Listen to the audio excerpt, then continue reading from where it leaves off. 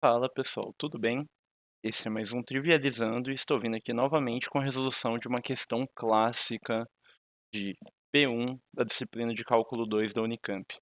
Vamos ler com calma aqui. O que essa questão está pedindo da gente?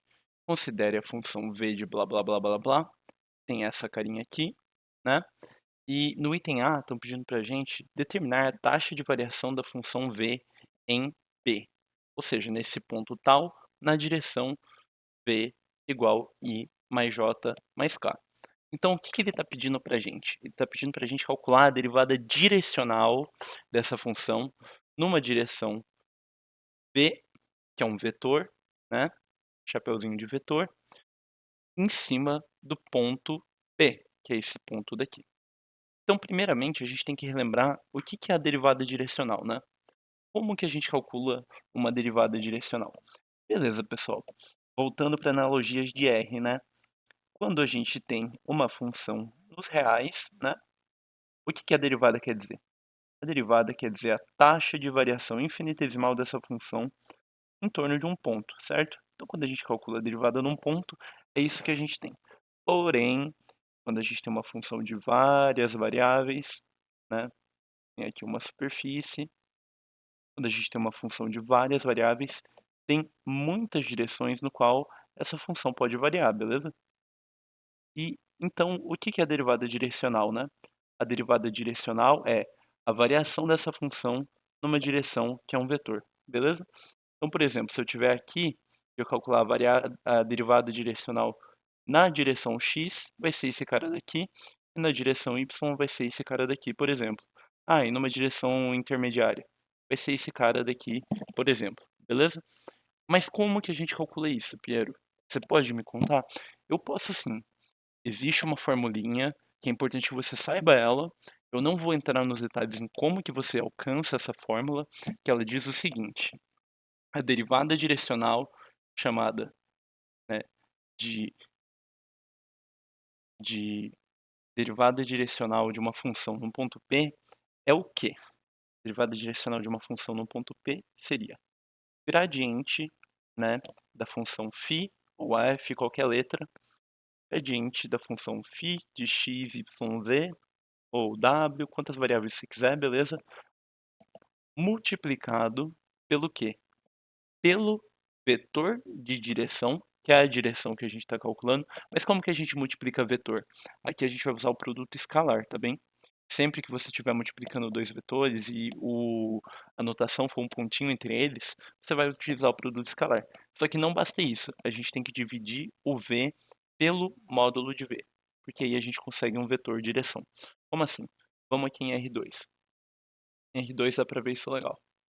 Se eu quero denotar uma direção v, o que eu faço? Eu posso pensar no vetor v, né, que é o vetor que aponta para essa direção, mas eu quero só a direção, eu só estou preocupado com a direção. Então, eu divido v pelo módulo de v, e esse v ele vai cair em cima da circunferência unitária, que é onde você tem exatamente um vetor de módulo 1, um vetor unitário na direção v.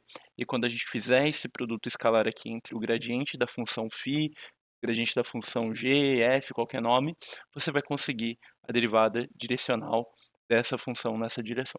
E como que a gente calcula o gradiente de uma função de três variáveis? É simples. O gradiente de uma função de três variáveis, o primeiro passo vai ser calcular as derivadas parciais nas três direções, dφ de x, y, d dx. Isso vai ser a primeira entrada do nosso vetor gradiente. Segunda entrada vai ser dφ. Aqui eu vou parar de escrever x, y, z, porque já deu para entender que é uma função de três variáveis. dφ sobre dy. E a terceira entrada do nosso vetor gradiente vai ser dφ dz. Na verdade, isso aqui é o del, né? Del Rom, del φ, del z. É diferente a notação, né, para derivada parcial. Então vamos lá.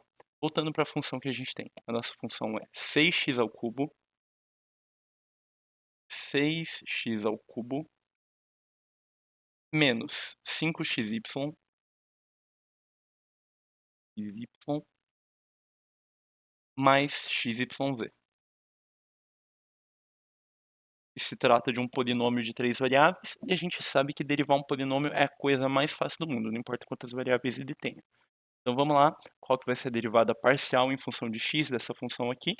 Simples, a gente considera tudo que não é x como constante e deriva só em x. Então, por exemplo, aqui, derivada de 6x ao cubo com respeito a x, a gente sabe, regra do tombo, 3 vezes x ao cubo vezes a constante. Então vai ficar 18x ao quadrado, quer dizer, a potência cai, né? Derivada de 5xy. Y é constante, pois estamos derivando parcialmente com respeito a x. Então fica menos 5y, mais y vezes z é constante, pois estamos derivando com respeito a x. Então fica 1, que é a derivada de x, vezes y vezes z. Isso daqui é igual del ρ del x da nossa função, beleza? Vamos lá calcular agora del ρ del y da nossa função. Ok, del ρ del y de 6x ao cubo. X ao cubo é constante com respeito a y, né? Então isso aqui vai dar zero. Del ρ del y com isso daqui com respeito a y, menos 5x. Esse cara daqui com respeito a y, mais x. E agora a gente vai calcular del φ, del ρ z, vai ser igual. X é constante com relação a z, então isso aqui vai dar zero. Xy é constante com relação a z, isso aqui vai dar zero. E aqui, xy é constante com relação a z, porém a gente tem esse z, que depende de z. Então a gente vai derivar o z e multiplicar pela constante, mais xy. Pronto, agora a partir disso nós vamos conseguir o nosso vetor gradiente. Gradiente de φ de x, y, z igual a primeira entrada, esse cara maluco aqui, né? Vai ficar 18x ao quadrado menos 5y mais yz. Segunda entrada, esse carrolho aqui, xz menos 5x. E a terceira entrada não coube na tela direitinho, eu vou colocar aqui embaixo. Xy, beleza? E agora o que a gente tem que fazer? A gente tem que pensar no vetor com o qual a gente, com respeito ao quem está calculando derivada direcional, que é o vetor i mais j menos k. Lembrando que é a primeira coordenada do sistema de coordenadas cartesiano. Então, vai ficar 1, né? Mais j, é mais j, que é a segunda coordenada do sistema cartesiano, segundo vetor canônico da base canônica, né? Aqui, menos 1. E queremos a normalização desse vetor, então a gente vai dividir pelo módulo. Vamos calcular módulo de vetor, raiz do quadrado das entradas. 1 ao quadrado, mais 1 ao quadrado, mais 1 ao quadrado. Isso daqui vai dar pra gente o vetor 1 sobre raiz de 3, 1 sobre raiz de 3, menos 1 sobre raiz de 3. Agora o que a gente faz? A gente valida no ponto o nosso gradiente da função. O ponto que está sendo pedido para a gente é 3, 4, 5. Então vamos lá. Em 3, 4, 5, 18 vezes 3 ao quadrado. Tá. 18 vezes 3 ao quadrado. Eu sou muito ruim de conta. Então vamos lá. 18 vezes 9, 180 menos 18, que é 18 vezes 10. 180 menos 18, que vai dar 170, 162, menos 2, menos 5 vezes 4, menos 20, mais 4, mais y vezes z, que é 4 vezes 5, que é 20. Então isso daqui vai dar 162, vírgula, xz, que é 3 vezes 5, 15, menos 5 vezes 3. Ah, olha só, zero. Zero. Isso aqui vai dar 3 vezes 4, 12. Então, esse daqui é o nosso gradiente. Agora calcularemos, agora que nós temos o gradiente evaluado no ponto, temos o vetor diretor, com o qual, com respeito a quem estamos calculando a derivada direcional, vamos calcular o produto escalar. O produto escalar entre dois vetores é o quê? A soma dos produtos entrada por entrada de cada vetor. 1 sobre raiz de 3, 1 sobre raiz de 3, menos 1 sobre raiz de 3. Vai ser o quê? 162 sobre raiz de 3, mais 0 vezes raiz de 3, que é 0, menos 12 sobre raiz de 3. Subtração de fração básica vai ser igual a 150 sobre raiz de 3. Olha só, conseguimos calcular a derivada direcional no ponto P com respeito ao vetor direcional I mais J menos K. Então vamos para o item B? O item A a gente matou. Tá bem. B, cara, isso aqui é manha, tem uma explicação matemática por trás disso, mas eu só vou dar o spoiler para você. Espero que isso te inspire na hora da prova, caso isso caia. Lembre-se desse spoiler. O primeiro spoiler foi a formulinha secreta para calcular a derivada direcional, e o segundo spoiler, que não é muito difícil de demonstrar, pessoal, é o seguinte: se a gente tem uma função de R3 para R, ou de Rn para R, e a gente calcula o gradiente dela, ou seja, ela tem que ser diferenciável, mas cair na prova vai ser diferenciável, fica a dica, e a gente calcula o gradiente de φ, a gente vai ter que a direção d igual gradiente de φ, dividido por módulo de gradiente de φ, vai ser a direção de maior crescimento. O gradiente de φ sempre aponta para a direção que o crescimento é maior. Isso daqui porque tem uma explicação que você pode pensar a partir da física, que o gradiente é a direção para a qual o potencial varia. Então, se você tem um campo potencial, a gente vai ter que o potencial sempre varia na direção do gradiente. Mas isso daqui é mais para a galera que gosta de física. Se você tiver um pouquinho mais de calma e tempo depois, tenta demonstrar que isso daqui é verdade, tá bem? Beleza. Então, se está pedindo para a gente qual direção o gradiente a derivada direcional é maximizada, a direção é a direção do gradiente. Então, qual que vai ser o valor da derivada direcional nessa direção? Vamos lá.